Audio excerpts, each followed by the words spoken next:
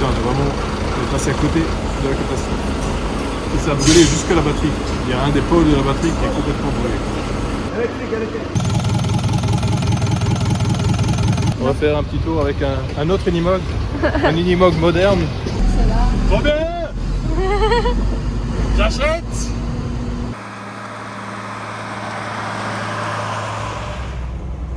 Pour commencer cette vidéo, nous souhaiterions remercier toutes celles et ceux qui nous suivent dans cette aventure et nous présentons nos excuses pour le rythme irrégulier de la sortie de nos dernières vidéos. On vient de quitter notre spot et puis on est à l'arrêt là dans une montée parce que on a eu un petit incident. Il y a une des armoires qui s'est ouverte derrière, on a entendu un boom et du coup il y a Birdie qui est à l'intérieur en train d'essayer de tout ramasser par terre pour remettre dans l'armoire. Ça va chérie? J'ai déjà tout rangé. Tout rangé? C'est quoi? C'est Toutes les boîtes qui dans l'armoire qui est tombée. tout ça là, ce qui est dehors là, c'est tombé par terre? C'était bordel. C'est le problème de caca de déménager. Hein. Maison 4x4. Maison caca. Regarde, c'est déjà cassé avant. Maintenant ça casse plus. Pourtant au Maroc on a fait des pistes plus difficiles et puis ça n'a pas bougé. Bienvenue à Istanbul. Il y a quelqu'un qui n'aime pas conduire dans la ville. Qui n'aime pas conduire dans la ville. Il est en train de stress. Non, pour l'instant ça va. Pour l'instant il y a encore des grands 4 voies là, donc sans problème. Mais quand on va rentrer dans le trafic d'Istanbul là, je sais pas. C'est la ville. Hein. Grande ville. Là c'est la ville. La grande ville. Tout est trafic. En général, j'adore les ronds-points. Je trouve que c'est une invention formidable. Mais il faut savoir les prendre. Et là, ils ne savent pas les prendre. Mais bon, il y a trop de voitures. Tout le monde bloque ici. Heureusement, nous, on est gros, donc on nous voit et puis on pousse un peu, quoi. Que ça pousse pas, on klaxonne. T'arrives?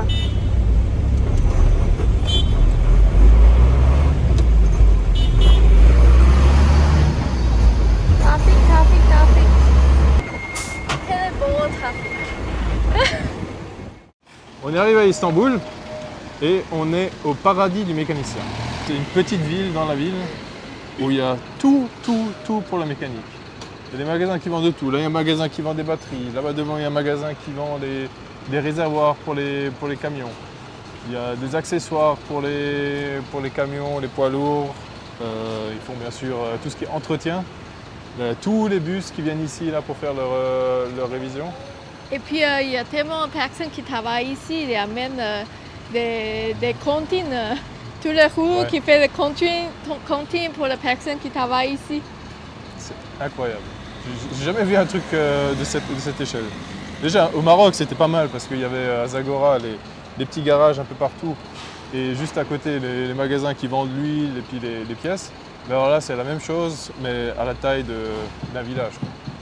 C'est par centaines des... C'est vide, plutôt vide que village parce qu'il y a tellement. Par centaines, c'est fou. Et il y a trafic partout là. Là, je pense que c'est difficile de ne pas trouver une pièce lorsqu'il manque quelque chose. Donc en fait, on est venu ici parce qu'il y a un magasin qui vend des pièces d'Unimog, Texan, que j'avais contacté. J'avais eu leur contact via Facebook. Et normalement, ils font aussi tout ce qui est maintenance. Donc pour l'instant, le patron n'est pas là. On va essayer de voir cet après-midi, on va discuter avec lui, voir ce qu'il peut faire. On s'est aussi un petit peu renseigné à côté dans d'autres garages, voir qu'est-ce que peut coûter le fait de changer l'huile, une maintenance un peu basique, entre guillemets. Et puis il y a des gens ici qui ne parlent pas anglais en général. Ouais, ça c'est un peu compliqué. Ouais, mais on utilise Google Traduction pour communiquer avec eux. Ouais. Et ils ont toujours patience avec nous.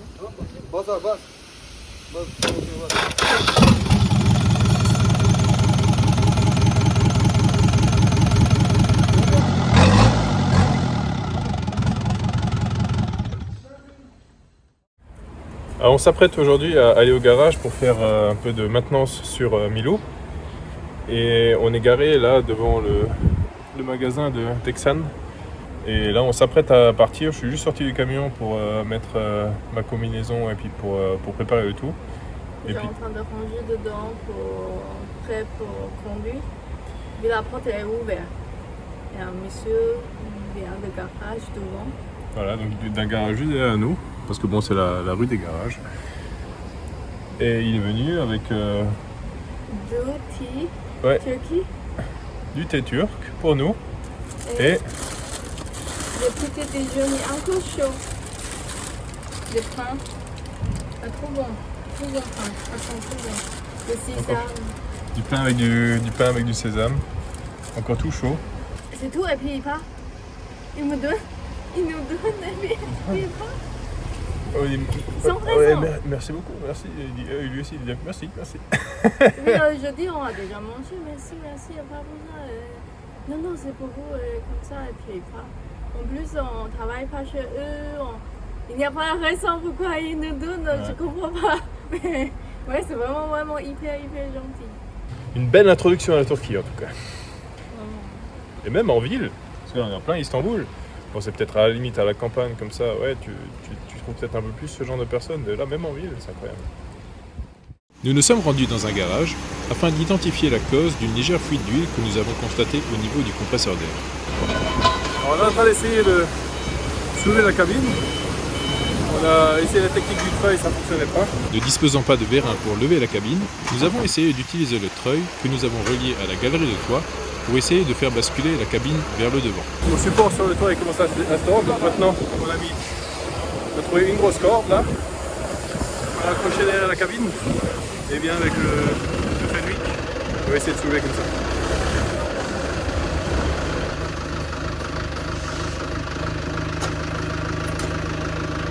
Jusqu'à ce qu'un mécanicien nous fasse de grands gestes pour me demander de couper l'arrivée d'électricité. Pendant l'opération de basculement de la cabine, tout le monde a subitement commencé à s'agiter. Étant posté sur le toit, je ne comprenais pas ce qui se passait.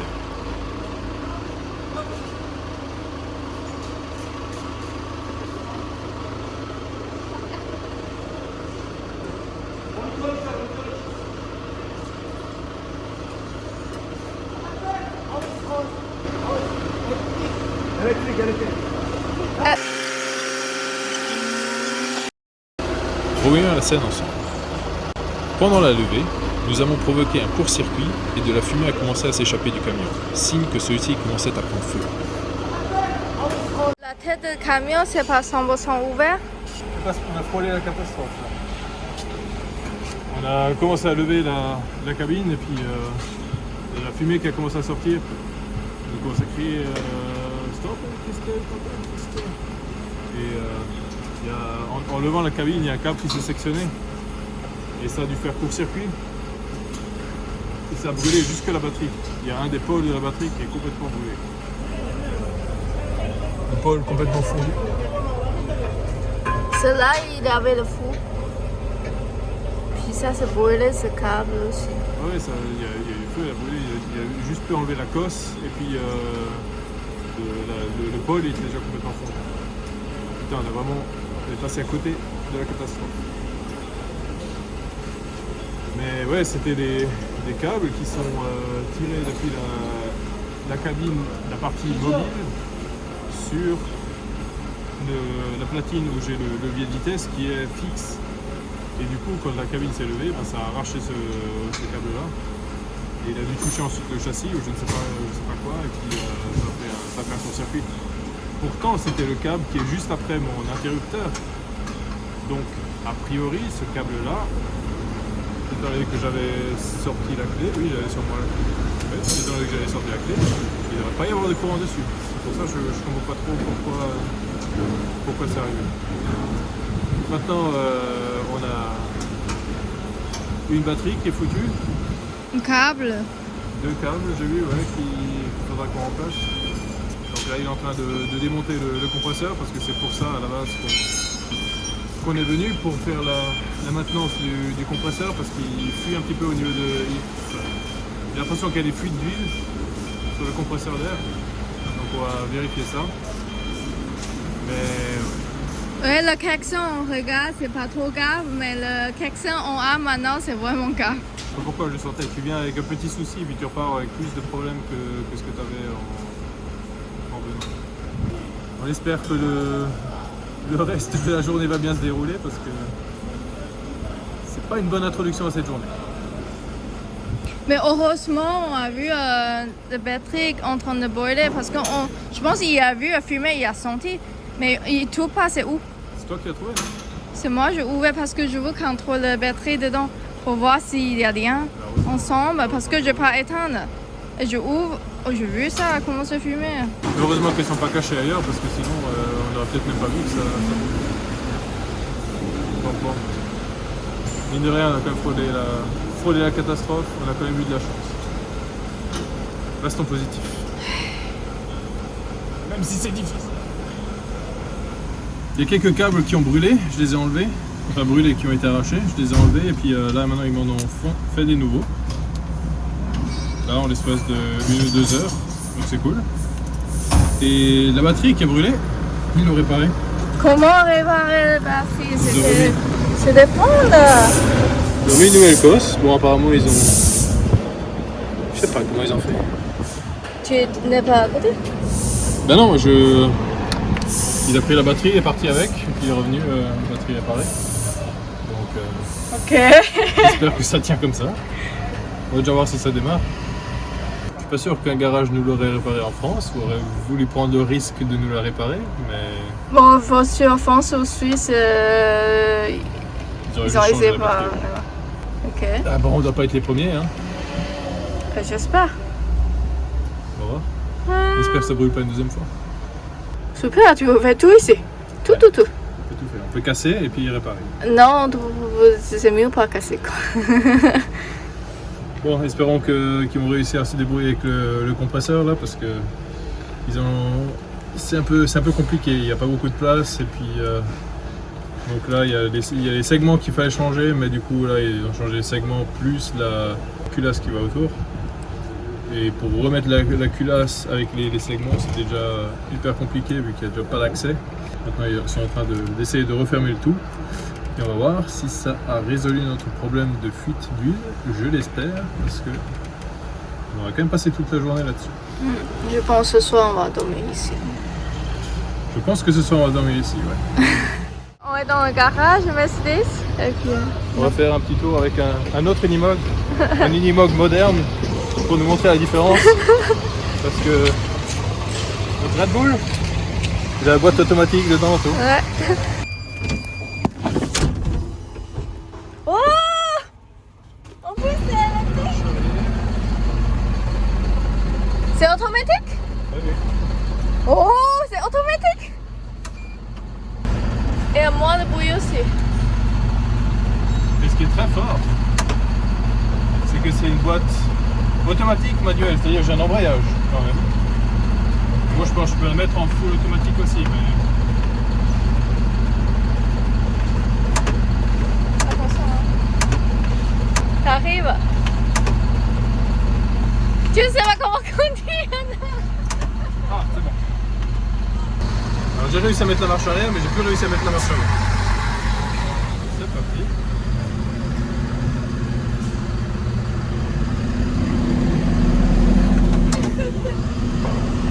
Regarde mon changement de vitesse. Ah, c'est tout?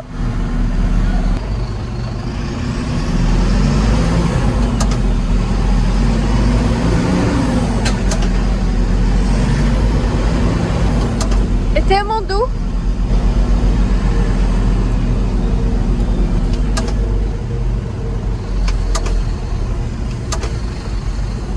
Je change. Je veux cette Unimog.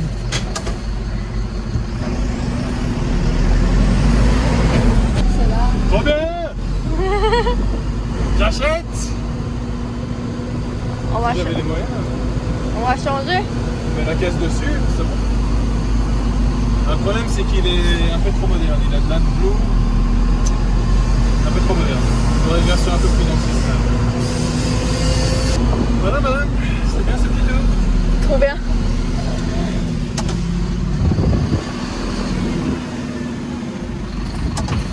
Notre Milou, un nouveau camion. Je crois qu'il a la Fenêtre, clim aussi. fenêtre.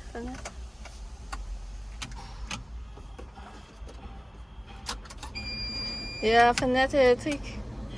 Ah, trop bien! Trop luxe! Mais trop de luxe pour moi, ça. Non, non, je m'y ferai bien. Notre petit frère! Le jeune frère de Milou. Ouais, ouais. Là, il est plus haut quand même. Le capot aussi est plus haut. Bon, bien sûr, notre cabine elle est énorme derrière. Donc, ils sont beaux tous les deux. On les garde tous les deux. Important pour moi. Notre compresseur étant réparé, et après avoir essuyé la plus grosse frayeur depuis le début de notre voyage, notre route à la découverte de la Turquie peut enfin se poursuivre.